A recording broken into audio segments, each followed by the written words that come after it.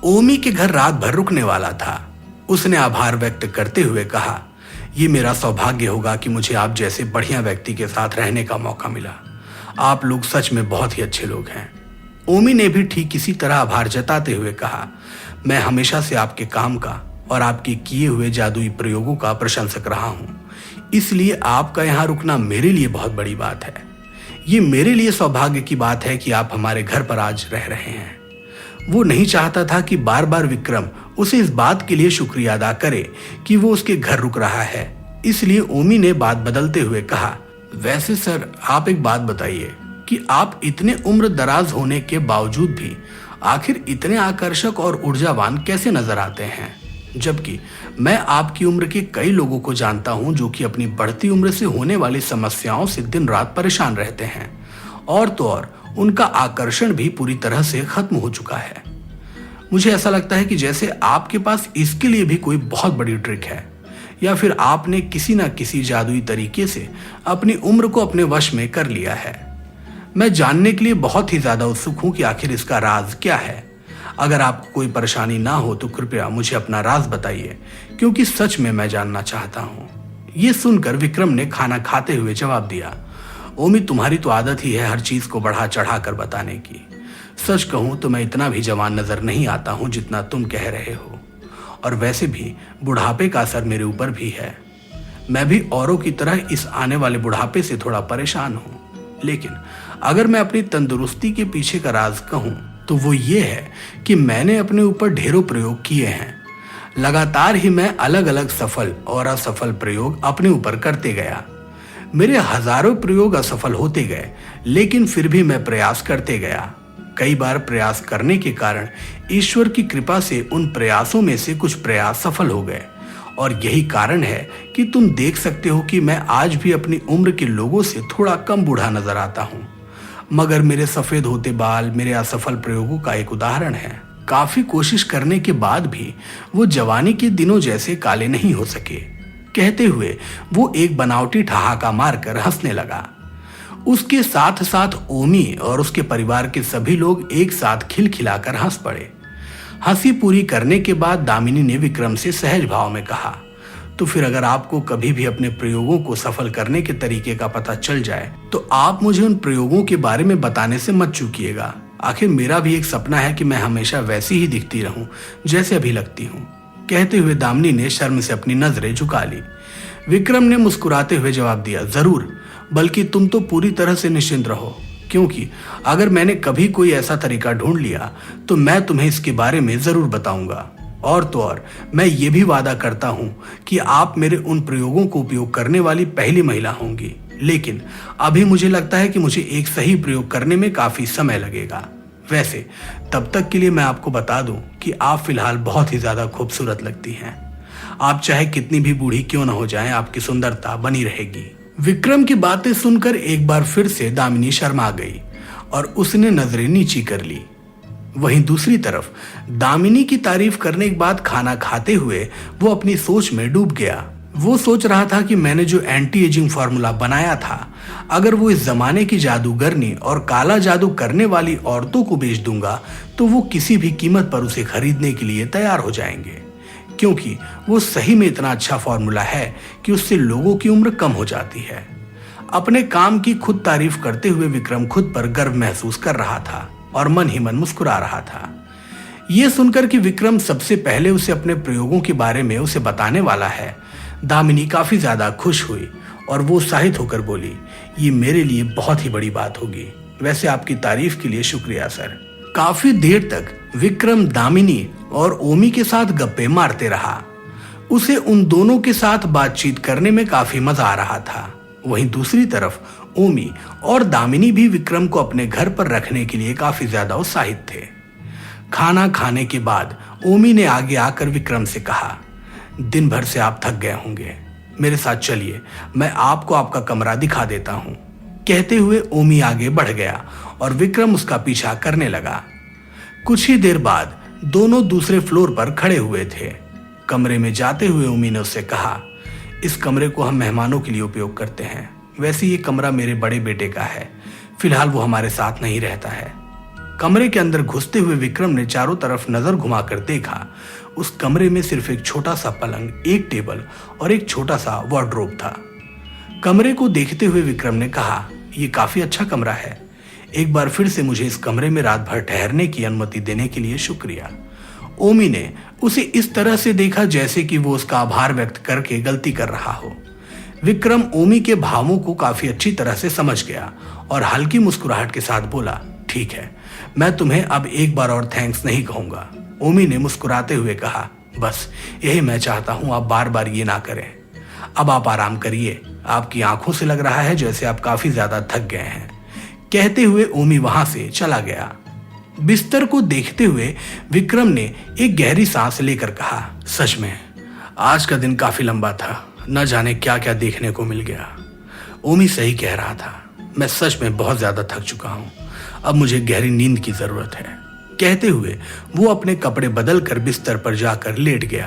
कुछ ही देर में वो गहरी नींद के आगोश में जा चुका था, क्योंकि वो सच में बहुत ज्यादा थक चुका था। अगले दिन जैसे ही उसकी नींद खुली, उसने अपने आप को तैयार किया और आकर्षक दिखने वाले कपड़े पहनकर नीचे आ गया।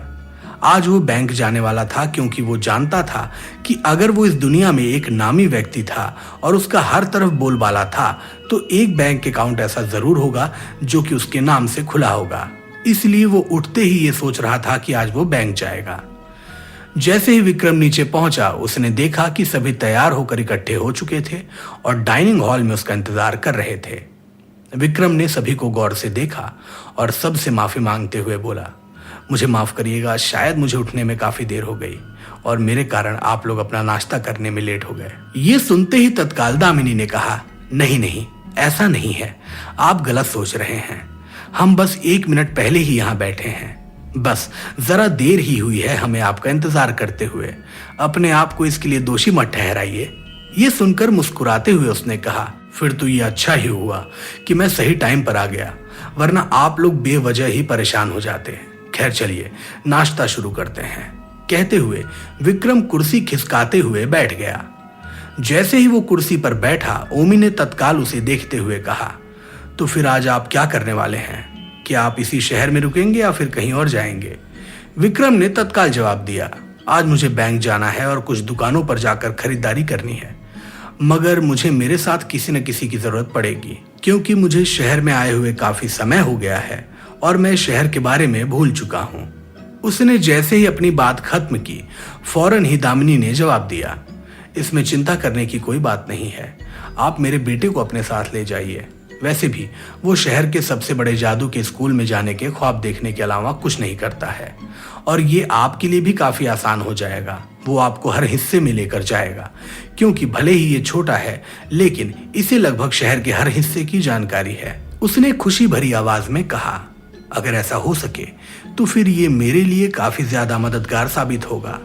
नाश्ता करने के कुछ समय बाद ही वो ओमी के बेटे वेद के साथ शहर के अलग अलग हिस्सों में घूमते हुए चला जा रहा था। सड़कों पर ज्यादा भीड़ नहीं थी, पहले की तरह लोग काफी कम थे। जैसा उसने इस दुनिया के बारे में सोचा था, ये उससे थोड़ा अलग था, लेकिन फिर भी उसे ये शहर काफी रास आ रहा था। दोनों चलते हुए शहर में जादूगरों के लिए बनाए गए सबसे बड़े बैंक में पहुंच चुके थे। वेद लगातार विक्रम को रास्ता दिखाते जा रहा था। उसे भी मजा आ रहा था, क्योंकि वो विक्रम को हर जगह का रास्ता बताया जा रहा था। इससे वो अपने आप पर काफी गर्व महसूस कर रहा था। जबकि वहीं दूसरी तरफ विक्रम के चेहरे पर थोड़ी चिंता नजर आ रही थी। वो आसपास सतर्कता से देखते हुए चला जा रहा था। इसके साथ ही वो अपने मन में बड़बड़ा रहा था, इतनी बड़ी बड़ी इमारतों को बनाकर आखिर इन्हें क्या मिल गया होगा? ये इमारतें काफी बड़ी हैं, जाने इन्हें बनाने का क्या फायदा है? मुझे तो कुछ भी समझ नहीं आ रहा है, बस आसपास देखकर ही मेरी आंखें चकराई जा रही हैं। विक्रम और वे दोनों बैंक में प्रवेश कर चुके थे। वो एक लंबे कॉरिडोर पर चले जा रहे थे। वो बेहद लंबा था। उसके आसपास दोनों तरफ अलग अलग तरह के काउंटर्स बने हुए थे। ये देखते हुए वो आगे बढ़े जा रहा था। उस लंबे कॉरिडोर को पार करने के बाद वे दोनों आखिरी कोने में खड़े हुए विचित्र तरह के दिखने वाले एक व्यक्ति के पास पहुंच गए। उसका कद बहुत छोटा था और उसके कान काफी बड़े थे। वो सामान्य व्यक्तियों से काफी अलग था।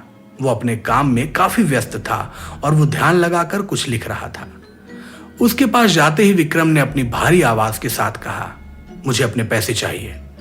मैं उन्हें अपने खाते से निकालना चाहता हूं और मैं अपनी संपत्ति के बारे में जानकारी भी चाहता हूं। उस विचित्र व्यक्ति ने बिना सिर ऊपर किए ही तत्काल पूछा, नाम बताइए, किस नाम से आपका अकाउंट है? विक्रम ने बिना कुछ सोचे ही फौरन जवाब दिया, विक्रम यूनिवर्स। इतना कहकर वो गौर से उस आदमी की तरफ देखने लगा। जैसे ही उसने ये कहा तभी उस आदमी के हाथ चलते चलते अचानक से रुक गए। उसके हाथ में जो पेन था वो नीचे गिर गया। उसने अपना भद्दा चेहरा ऊपर करके विक्रम की तरफ ध्यान से देखा। कुछ पलों के लिए वो विक्रम को गौर से देखता रहा और फिर उसके बाद उसने बिना कोई देर किए एक पेपर आगे बढ़ाते हुए विक्रम को सौंप दिया। फिर वो कुछ सहमी सी आवाज में बोला, अपनी पहचान कंफर्म करने के लिए इस पर अपने खून की कुछ बूंदें गिराओ। विक्रम ने तत्काल पेपर लिया और जैसा उस व्यक्ति ने कहा था वैसा ही किया। उसने अपने खून के कुछ बूंद उस पेपर पर गिरा दिए। जैसे ही विक्रम के खून ने पेपर का स्पर्श किया तत्काल ही उस पेपर में से अजीब तरह की एक रोशनी निकलने लगी। वो काफी चमकदार रोशनी थी। कागज की तरफ देखते हुए विक्रम ने तिरछी नजर से उस व्यक्ति को देखा। वो भी ठीक इसी तरह विक्रम को देख रहा था। कुछ ही पलों के बाद वो आदमी विक्रम को देखकर बोला, ठीक है, मैं आपको अभी आपके खाते तक पहुंचाने की व्यवस्था करवाता हूं, आप बस यही इंतजार कीजिए। विक्रम ने देखा कि कुछ ही देर में एक और ठीक उसी के जैसा दिखने वाला आदमी आया और उसके पास आकर बोला, सर ने मुझे आपके साथ जाने के लिए कहा है, मैं आपको वहां तक पहुंचा देता हूं, कृपया आप लोग मेरे पीछे पीछे चलिए। इतना कहते हुए वो आगे की तरफ बढ़ गया। विक्रम उसके साथ साथ चलने लगा। चलते चलते वो अपने मन में सोच रहा था, हो ना हो जरूर मेरा खाता बहुत ही हाई सिक्योरिटी पर है, क्योंकि अगर ऐसा नहीं होता तो मुझे भी अपने खाते को खोलने के लिए बाकी लोगों की तरह किसी न किसी कोड का उपयोग करना होता। लेकिन ऐसा नहीं है, जबकि मेरे लिए तो एक अलग ही व्यक्ति भेजा गया है। वो एक लंबी सी लिफ्ट में काफी देर तक चलते रहे और उसके बाद वहां तक पहुंच गए जहां उन्हें जाना था। लेकिन तभी विक्रम ने देखा कि उसके खाते के सामने एक और विचित्र तरह का जीव खड़ा हुआ था। वो काफी अलग तरह का जानवर था, क्योंकि उसका चेहरा इंसान का था और बाकी शरीर एक शेर की तरह था। उसने आज तक ऐसा कोई जानवर नहीं देखा था। उसने ध्यान से उस जानवर की तरफ देखा तो उसके गले से एक लॉकेट लटका हुआ था जिसमें 69 नंबर लिखा हुआ था। ये देखकर विक्रम चिंतित स्वर में अपने आप से बोला, हे भगवान, ऐसा लग रहा है कि जैसे मुझे इससे निपटने के बाद ही अपने खाते में जाने की इजाजत मिलेगी, लेकिन आखिर मैं इससे निपटूंगा कैसे? विक्रम ये सोच रहा था कि तभी उस अजीब से दिखने वाले जानवर ने विक्रम को काफी गौर से देखा। ये देखकर वो जरा सहम सा गया, लेकिन इससे पहले कि वो कुछ सोच पाता तभी वो जानवर आगे बढ़ते हुए बोला, आपकी संपत्ति न जाने कब से आपका इंतजार कर रही है। मैं भी आपको देखने के लिए तरस गया था, लेकिन अभी ये संपत्ति आपकी है। जाइए, आप अंदर जा सकते हैं। ये सुनकर उसके चेहरे पर अचानक से खुशी की लहर दौड़ गई। विक्रम और वेद दोनों जब आगे बढ़ते हुए कमरे के अंदर पहुंचे तो उन्होंने देखा कि सारा का सारा कमरा सोने से भरा हुआ था। कमरे में अलग अलग तरह के सोने के साजो सामान और हीरे जवाहरात थे। इतनी सारी संपत्ति अचानक से देखकर उसकी आंखें चौंधिया गईं। वो मन में अपनी हैरानी व्यक्त करते हुए बोला, इतनी सारी संपत्ति मैंने आज तक नहीं देखी और आज मैं सारी की सारी संपत्ति का मालिक हूं। भगवान, कुछ देर पहले मैं दूसरे के घर में रुका हुआ था और उससे मदद मांग रहा था। मुझे ये ज्ञान नहीं था कि आपने मेरे लिए इतना कुछ छोड़ा हुआ है। विक्रम ध्यान से उस कमरे में रखी हुई अपनी संपत्ति को देख रहा था, तभी उसकी नजर दाहिने हाथ की तरफ की दीवार के पास रखे हुए कागज पर गई। उस कागज को देखते ही तत्काल वो उसके पास गया और कागज को उठाकर पढ़ने लगा। सब कुछ कैसे चल रहा है मेरे बेटे? उम्मीद कर रहा हूं तुम्हें मजा आ रही होगी। मैं तुम्हारे काम से बहुत ज्यादा खुश हूं। तुमने पिछली दुनिया की सैर में जो भी किया है वो सच में सराहनीय है, इसलिए मैंने ये सब तुम्हें एक तोहफे के रूप में दिया है। तुम इसके हकदार हो क्योंकि तुमने ये सब अपना काम पूरी तरह से निपटाने के कारण कमाया है और मुझे भरोसा है कि तुम आज भी अपने सारे काम पूरी तरह से निपटाओगे और इससे भी ज्यादा तोहफे हासिल करोगे। वैसे मुझे ये बताओ कि तुम्हें एक प्रतिष्ठित और सबसे अमीर जादूगर बनकर कैसा लग रहा है? ये पढ़ते ही विक्रम के चेहरे पर एक गहरी मुस्कुराहट आ गई। वो अपने मन में ऊपर देख कर बोला, सब कुछ आपकी ही मेहरबानी है प्रभु। अगर आपने मुझे खुद को साबित करने का मौका ही नहीं दिया होता तो मैं कभी भी वो नहीं कर पाता जो मैंने किया है। ये सब कुछ आपकी बदौलत ही हुआ है। आप भी जानते हैं कि मुझे संपत्ति का कोई भी मोह नहीं है, इसलिए आपने मुझे ये सारी संपत्ति जरूर किसी न किसी कारण से ही सौंपी होगी। मैं हर एक बात के लिए आपका शुक्रिया अदा करता हूं ईश्वर। इतना कहते हुए उसने पीछे मुड़कर अपने पीछे खड़े हुए उस व्यक्ति को देखकर पूछा, ये कितनी संपत्ति है और इसकी कीमत क्या है? उस व्यक्ति ने एक ही झटके में जवाब दिया, ये लगभग 15 बिलियन गोल्ड गैलन है। ये जवाब सुनकर विक्रम की आंखें एक बार फिर से चौड़ी हो गई। आखिर भगवान ने विक्रम को इतनी सारी संपत्ति क्यों सौंपी थी? इस जादुई दुनिया में विक्रम के सामने क्या चुनौतियां आने वाली थी? क्या इस जादुई दुनिया में विक्रम अपनी जिम्मेदारी निभा पाएगा? आगे की कहानी जानने के लिए सुनते रहिए कहानी।